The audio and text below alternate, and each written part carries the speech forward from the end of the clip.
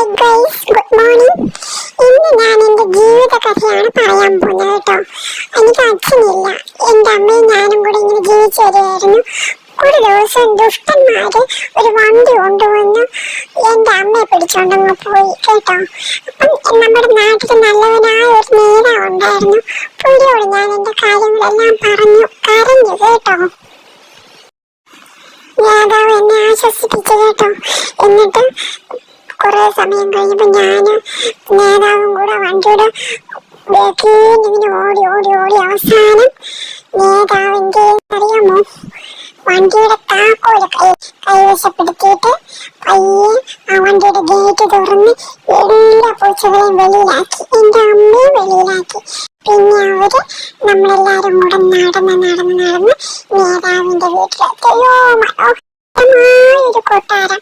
അവിടെ പിന്നെ നമ്മൾ താമസിച്ചു. ആ കൊട്ടാരത്തിനകത്ത് എന്ത് നല്ല സ്നേഹത്തോടെ നമ്മൾ താമസിച്ചു.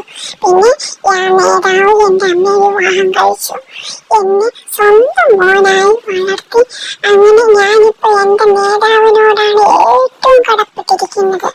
നമ്മളിപ്പോ സന്തോഷമായിട്ട് ജീവിക്കുകയാണ് ഗൈസ്. ഞാനിപ്പോ എൻ്റെ നേതാവിന്റെ